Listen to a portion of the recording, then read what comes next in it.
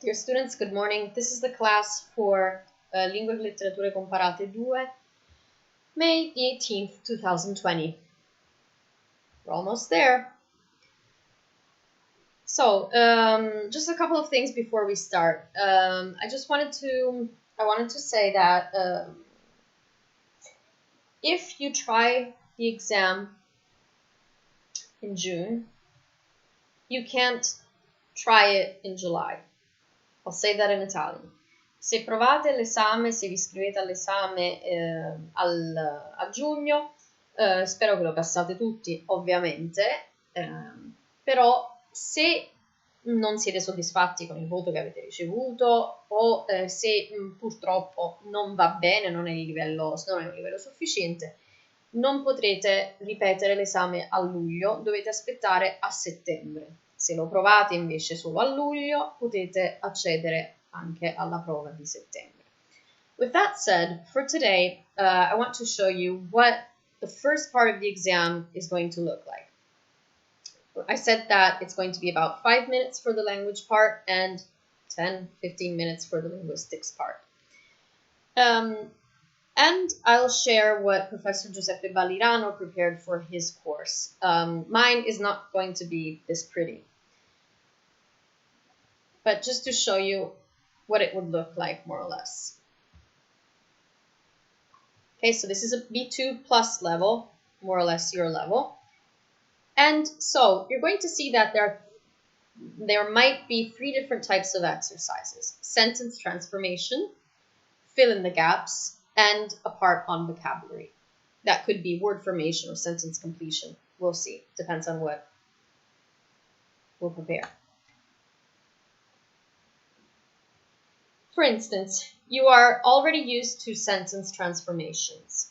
We'll try this one, since it's more or less your level. Complete the second sentence so that it has a similar meaning to the first one. It's exactly like you did for your first exam. Do not change the word given. Use no more than 5 words. Okay? It's either going to be like no more than 5x number of words, or use between 2 and 5 words, depending on what your mother tongue teachers are going to prepare for you. With the first sentence, I'll take you to the station if you are ready now. My sister said she'd take me to the station as long as I was ready.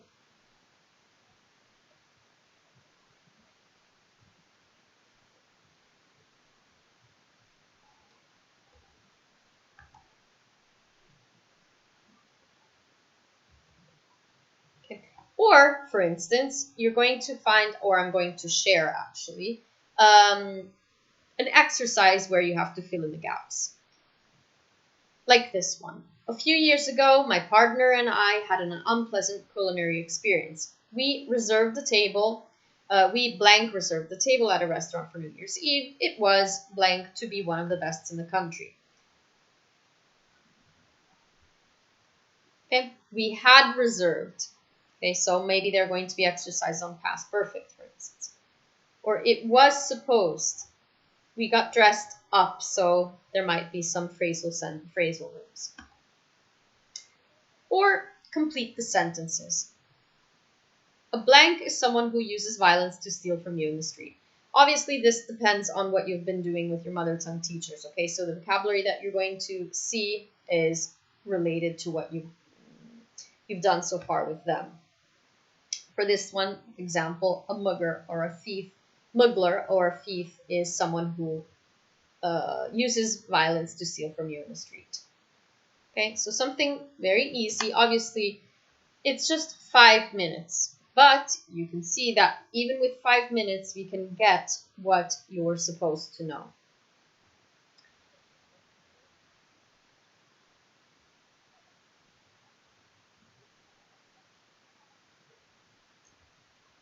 Now, let's look at what we were doing last week.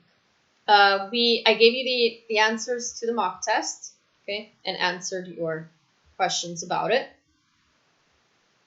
Then we went to Unit 7. You see that I've skipped some units because I'm not interested in them at this point. You will study them later on during your learning journey. But we looked at the concepts of deixis and definiteness. And so deictic words are words that can be understood in context. Or at least some part of its meaning can be understood only in context. And I said that we talked about personal pronoun, personal deixis, like I, you, him, or her. Temporal, experience, or time deixis, sorry. Now, then, or space deixis, like here or there. Okay, you can only understand their full meaning in context. There are also some verbs that have a sort of deictic ingredient, meaning verbs like come and go. They depend on who is speaking.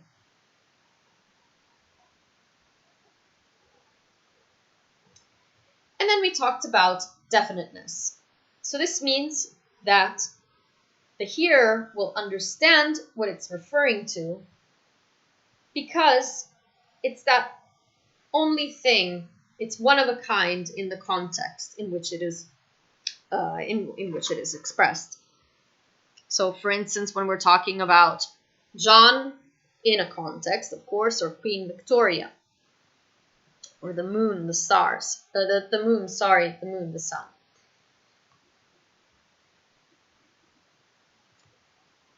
Then we skipped a couple of units and we got down to unit 10 with the concept of synonyms and antonyms. Synonyms are words that have similar meanings, or better, from a semantic viewpoint, it is the relationship between two predicates that have a similar sense.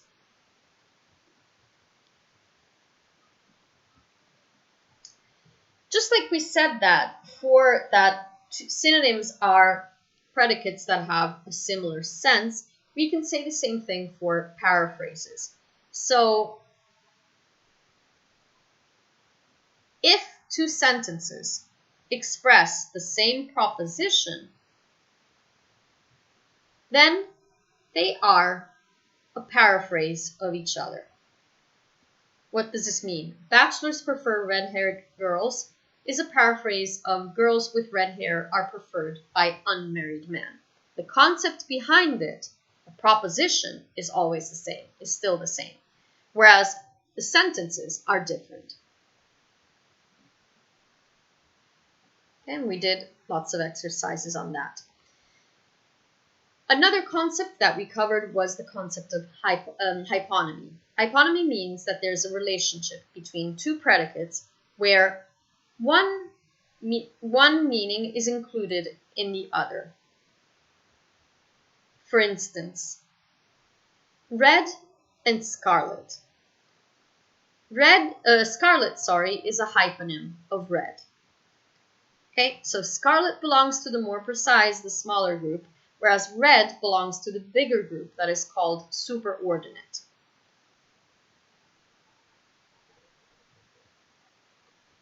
Then we got into something that was a little more difficult to understand, and you really had to think about it to understand it.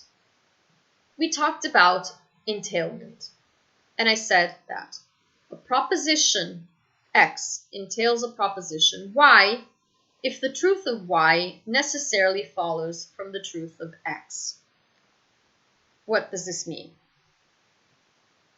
It's easier to understand it with a question, with an example, I said.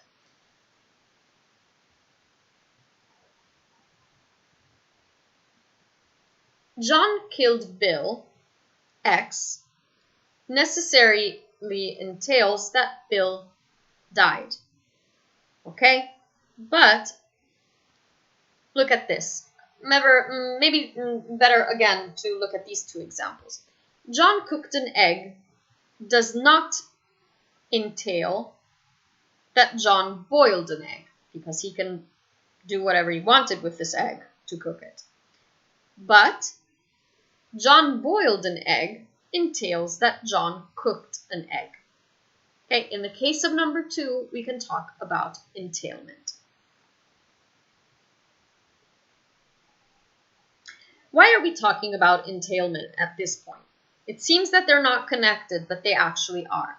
Because then, if we think about paraphrases, we can say that two sentences are paraphrases only if they have the same entailments. What does this mean?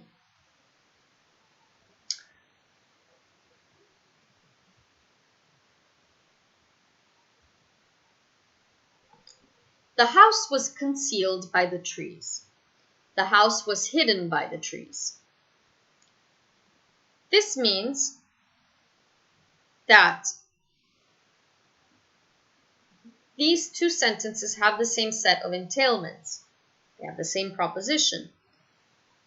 Whereas, and so they are paraphrases. But if I think about the situation in number 4, I ran to the house, I went to the house. These two are not paraphrases because they do not have the same set of entailments. For instance, I went to the house does not necessarily mean that I ran to the house.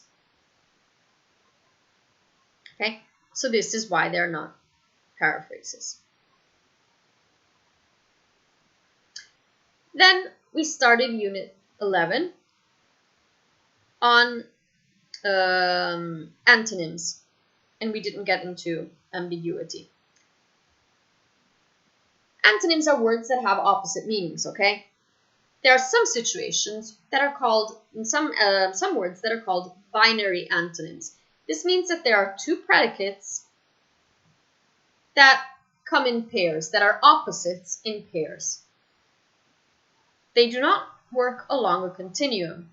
For example, dead and alive. Okay, they're two opposites. But, or true and false, for instance, even better. So these are totally opposites, but they're also antonyms that come along a continuum. Like hot and cold. I cannot say that these two are binary antonyms because there are lots of temperatures in between. Okay, and plus, how do I establish that something is hot and something else is cold? Okay, that's also relative.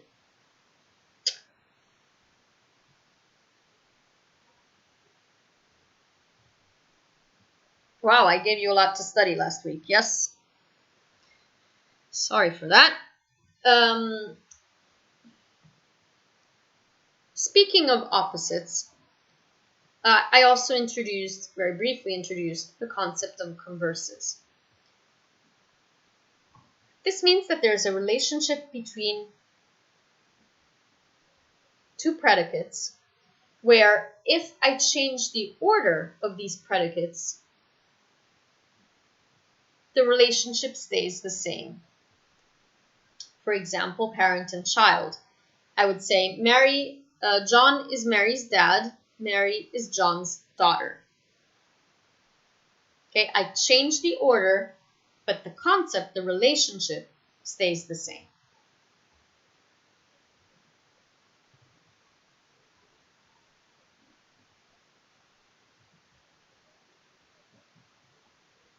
Okay, I already talked about gradable antonyms. And that's where we stopped.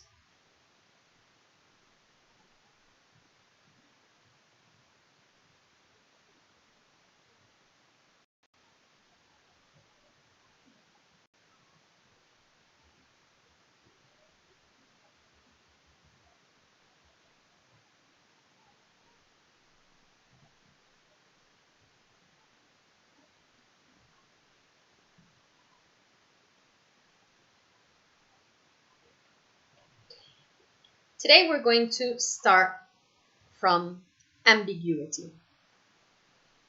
Generally speaking in English, when a word or sentence is ambiguous, it means that it has more than one sense, more than one meaning.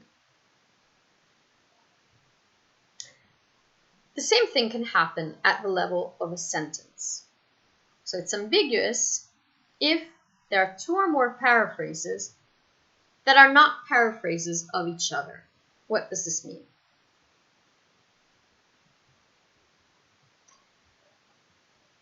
the example, we saw her duck.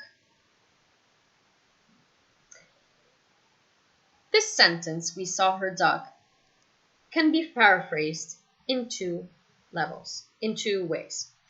First, I could say, we saw her lower her head. Okay, to duck means abbassarsi. So, we saw her lower her head is a paraphrase of we saw her duck. Duck, in this case, is a verb. But there's also a second type of paraphrase, that is, we saw the duck belonging to her. Okay? Her duck, in this case, duck is a noun. So we saw her lower her head and we saw the duck belonging to her are not paraphrases of each other. For this reason, we will say that we saw her duck is an ambiguous sentence.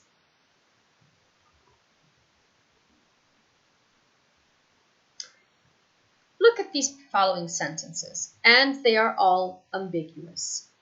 See if you can write down two paraphrases of each of these same sentences that are not paraphrases of each other.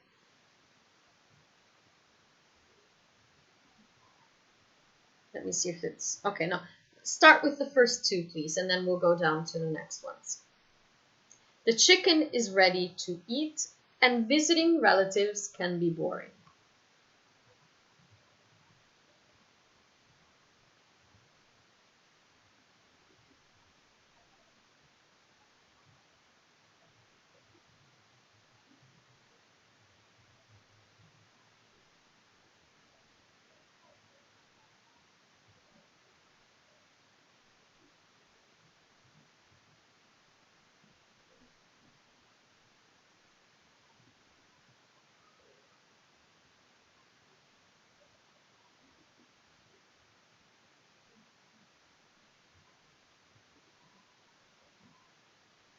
In the first case, I can either be saying that there is an animal that is still alive that is ready to eat.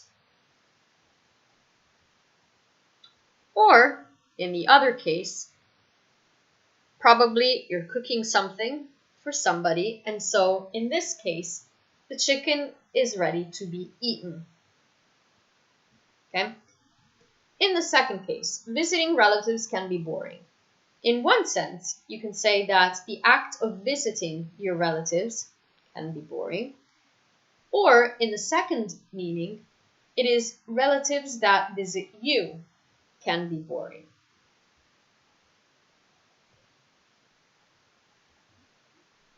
And so these sentences are ambiguous. Now, look at questions 3 through 5. They passed the port at midnight. Or the thing that bothered Bill was crouching under the table. And the captain corrected the list.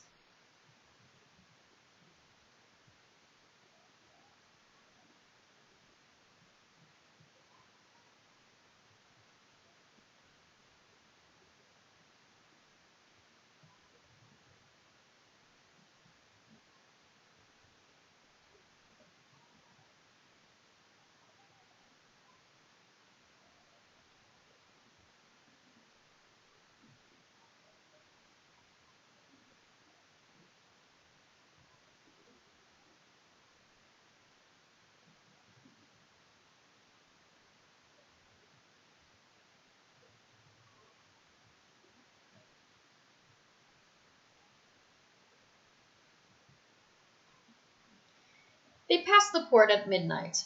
Okay? Port meaning harbor, for instance. And so they passed through the harbor at midnight. Or the port is considered as a type of wine. Okay? So they would pass the bottle around at midnight. Number 4, the thing that bothered Bill was crouching under the table. It can either mean that Bill was pretty bothered with the fact that he had to crouch under the table, or that there was something that was bothering Bill under the table. The captain corrected the list. List meaning a series of things, or list like ruta, okay, the route. And also in these cases, 3, 4, and 5 are considered ambiguous because the paraphrases are not paraphrases of each other.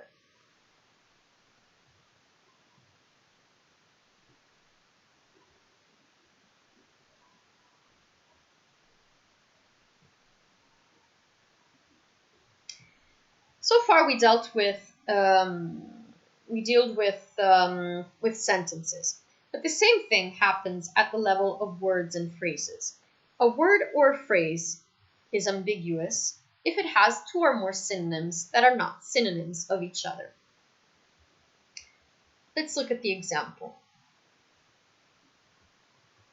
The word trunk can either mean a part of an elephant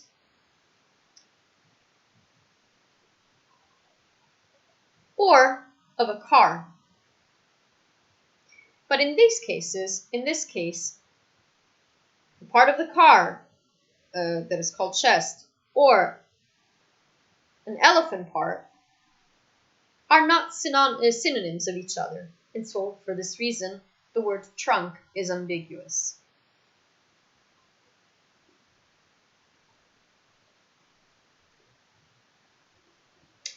The same thing happens with the word coach. Coach, like a trainer in a soccer team, or a life coach, whatever, and a type of bus. These 2 words are not synonyms of each other. Therefore, coach is an ambiguous word.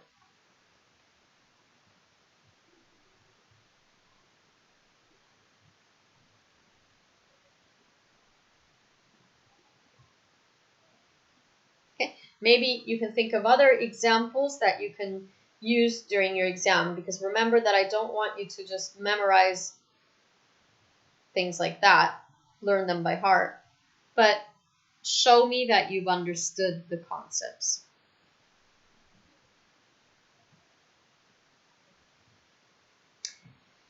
There are also some special types of ambiguity, and one of these is the case of homonymy. Homonymy means that even if the word is the same, a word can have different senses.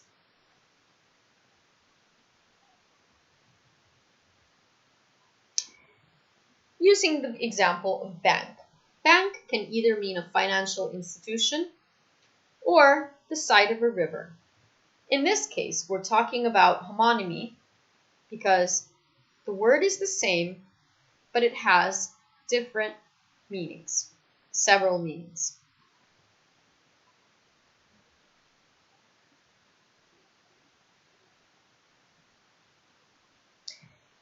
So look at this. Homonymy is a word that has different senses, different meaning, okay, that are totally different. But there's also another concept that is pretty similar but different. The case of polysemy. In this case, a word has several senses, okay, but these senses are closely related. They are similar. With homonymy, the several meanings are totally different. Okay? Bank, for example. With polysemy, the different meanings are similar, but not the same. Take the case of mouth. Okay, I can say the mouth of a river or the mouth of an animal. In this case, the meaning, these 2 different meanings, even if they're related to different things, are a case of polysemy because they are more or less the same thing, okay? We're talking about an opening of something.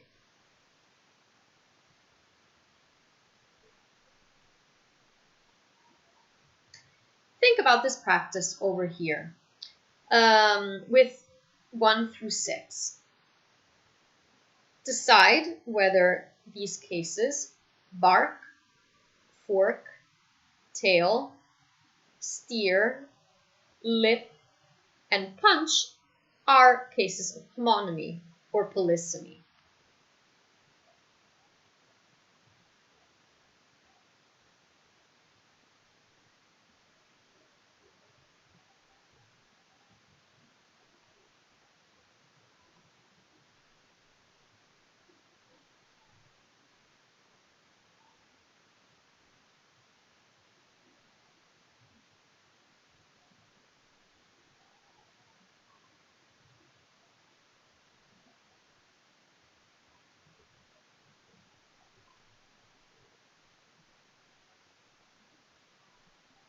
Okay, so 1, bark, is a case of homonymy.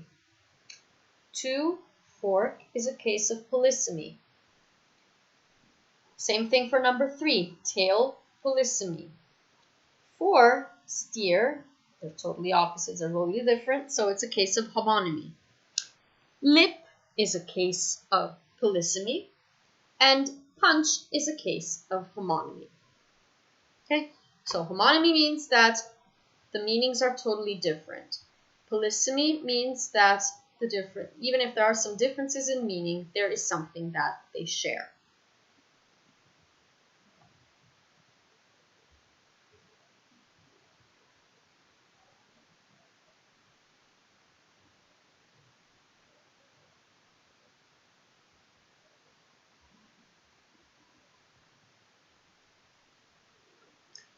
This definition gets a little more into detail.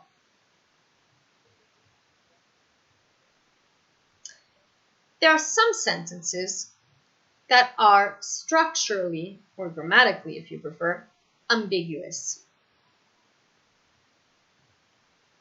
And it's when, even if there are no words that are ambiguous within the sentence is ambiguous depending on how the several words relate to each other. So there's only ambiguity from a structural point of view. Take the case of the chicken is ready to eat. Okay? So in this case, there's nothing, if you look at the individual words, there's nothing ambiguous. But depending on how the words are put together in the sentence, we could say that this sentence is structurally ambiguous because we don't understand whether we're talking about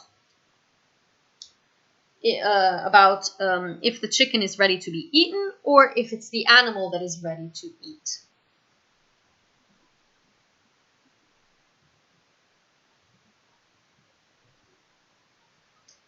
But if the ambiguity of a sentence depends on the individual words that are used within the sentence, in this case, we can talk about lexical ambiguity.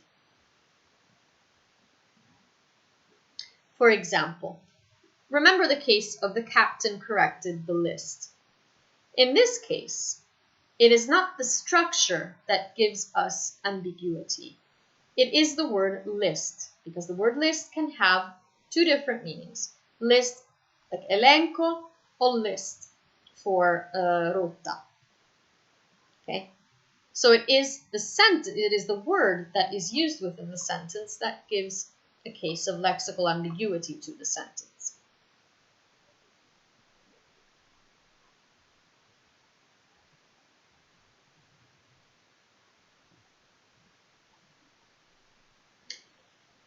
Look at the phrase, okay, syntagma, old men and women. In this case, we can talk about a structural ambiguity because we do not know whether we're just talking about men being old or both men and women being old. How do you represent this from a semantic point of view? Well, you have to use brackets so that people understand what you're referring to, what you're talking about. In the first case with number 1, old men, within brackets, and women, means that the only people who are old are men. But if I put the adjective outside of the brackets and put men and women within brackets. In this case, I'm indicating that both men and women are old. Okay? And that's what ambiguity is from a structural point of view. But I already know that you are pretty happy for what is written right here. Okay? So it's okay if you don't have the book. I'm just following the slides. But for those of you who are also using the book, just skip these units.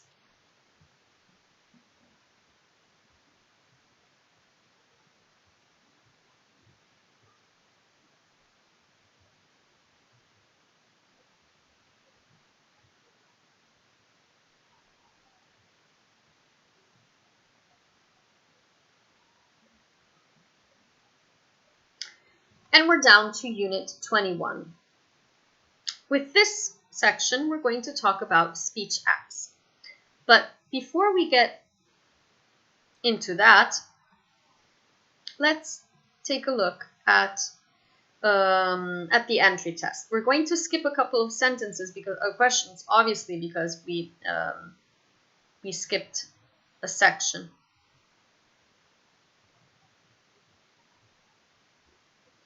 Or actually, no. Okay, that's fine.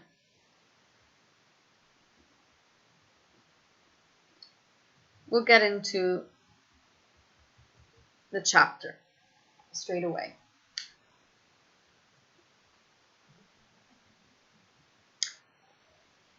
Speech acts. How to do things with words. How do we use words to create state of things, to do things with our language?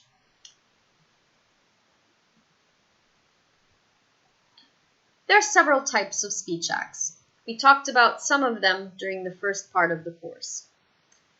Here we're going to get a little more into detail about them. The first type of act that we're going to analyze is an act of assertion. And this is how it's defined.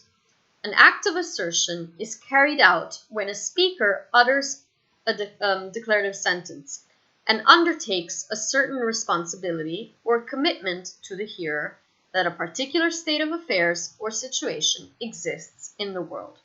We assert something, we state something, we say something, okay? And we say, with the act of saying it, we say that whatever we are describing exists. For instance, if I look at the sentence, Simon is in the kitchen. If I say this sentence, I'm actually telling the hearer that in the real world, a certain Simon is in the kitchen.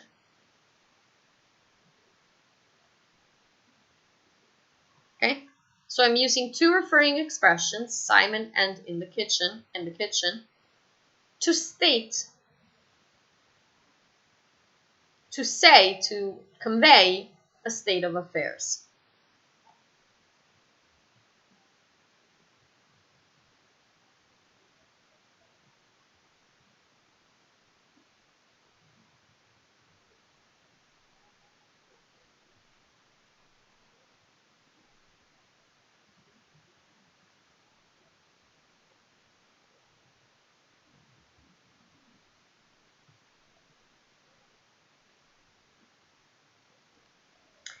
Within the acts of assertion, there are some specific, some special utterances and verbs we'll see later on. And one of these is performative utterances. We've already talked about this previously. This type of utterance performs an act while describing it. Remember what we said about, I hereby pronounce you husband and wife. By saying that, I'm not only asserting, I'm not only saying that there's a particular state of affairs in the world, I'm also performing, I'm doing something through my words.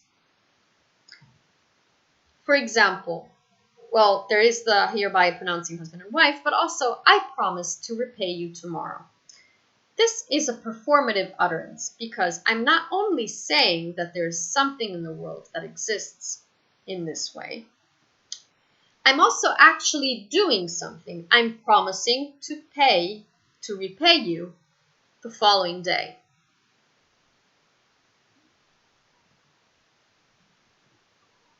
Okay? If it's easier for you to remember, performative verbs, performative utterances do things through words.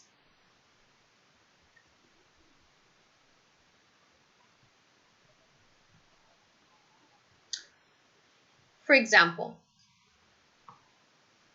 if I said to you, I warn you not to come any closer. Through saying these words, do I actually perform the act of warning?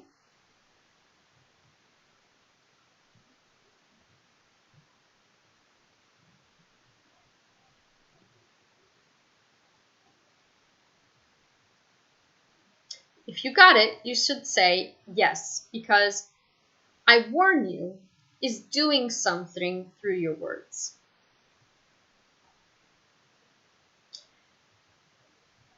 And then this other example. I'm trying to get this box open with a screwdriver. Is this a performative utterance, sorry.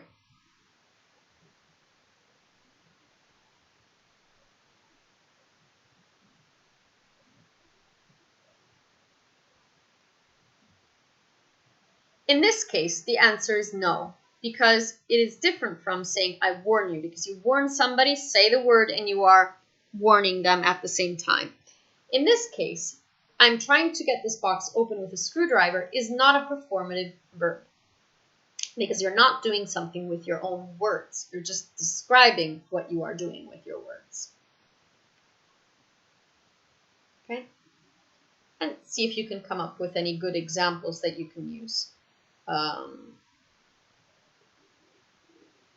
to make me understand that you understood, basically.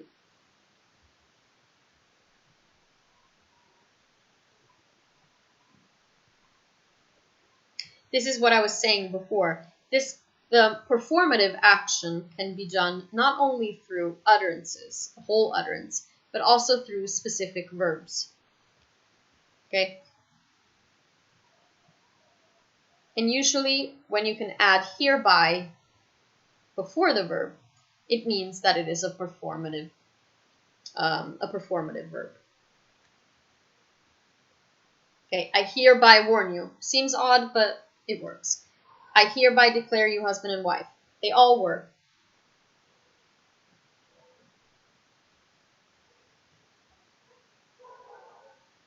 And that is the end of Unit 21.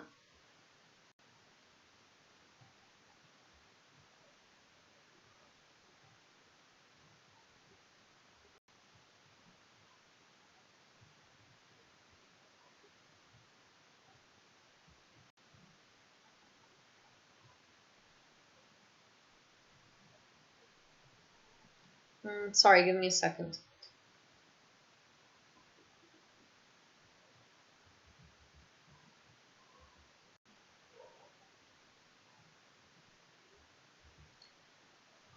So, what are the new things that we introduced for today? We looked at the concept of ambiguity, okay? And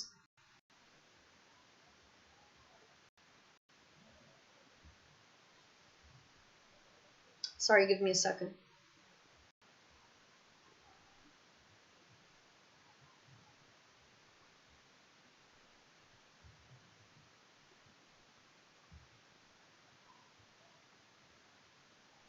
Oh, okay.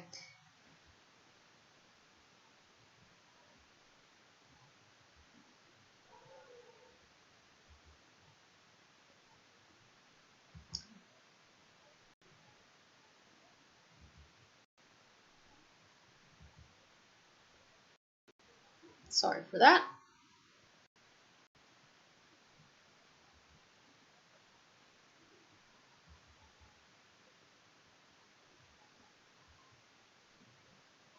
Okay, So we talked about the case of ambiguity, okay? When there are two or more paraphrases that are not paraphrases of each other.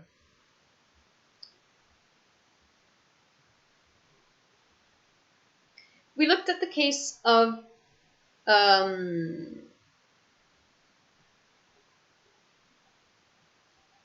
ambiguity, where it can have two or more synonyms that are not synonyms of each other. And I gave you the case of trunk. Trunk for the animal part and for the car part. So we looked at more specific cases of ambiguity, like the case of homonymy, where the two different meanings, the two or more meanings, are totally different. Okay, like bank. But there's also the case of polysemy, where there are several closely related meanings, or sentences if you prefer, like the word mouth. Mouth for the mouth of a river, mouth as the mouth of an animal.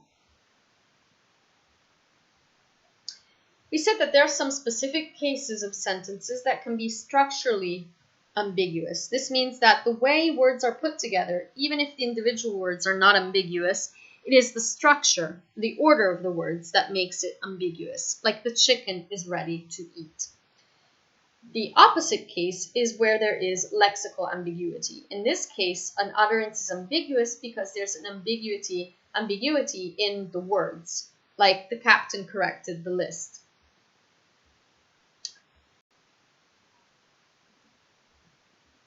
We started chapter 21, unit 21 actually, and we were looking at speech acts, how we do things through words basically. And we looked at the act of assertion. Assertion means that there is a speaker who undertakes a certain responsibility and says that there is a state of affairs in the world. Like Simon is in the kitchen, okay? Within the act of assertions, there are performative verbs and utterances. This means that you can do something through an utterance. It describes the act that it performs. For instance, the case of I warn you, or I promised to repay you tomorrow. In this case, the verb to promise is doing something through that verb. Okay, it's not only describing a state of affairs, so an assertion, it's also performing an act. Whereas this is not possible with sentences like the one that I gave you here. I'm trying to get this box open. In this case, I'm just describing a state of affairs. I'm not doing it while saying it. Okay? And so the basis of all this is the usage of performative verbs.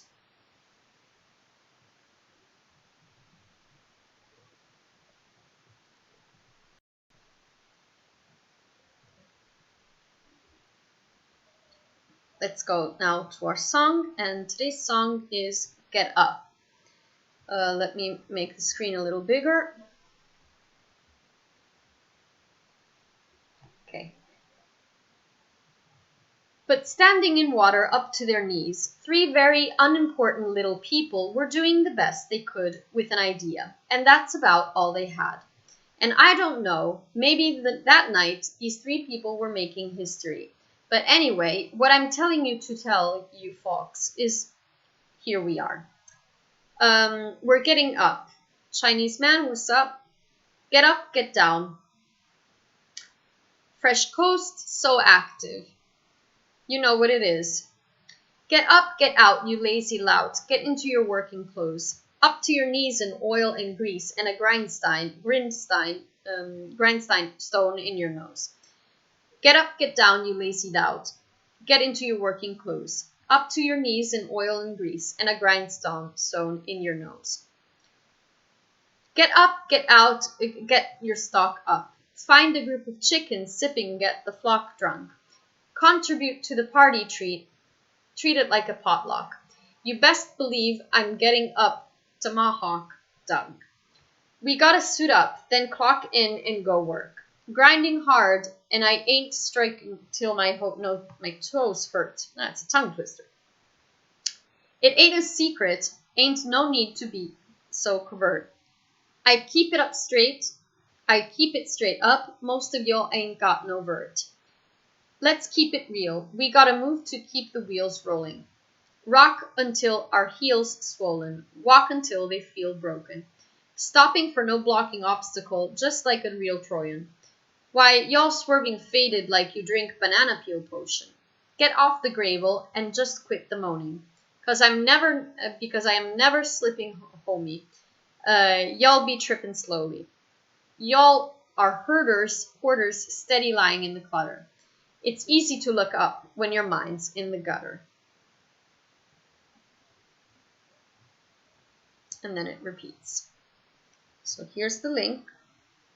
Let me put it.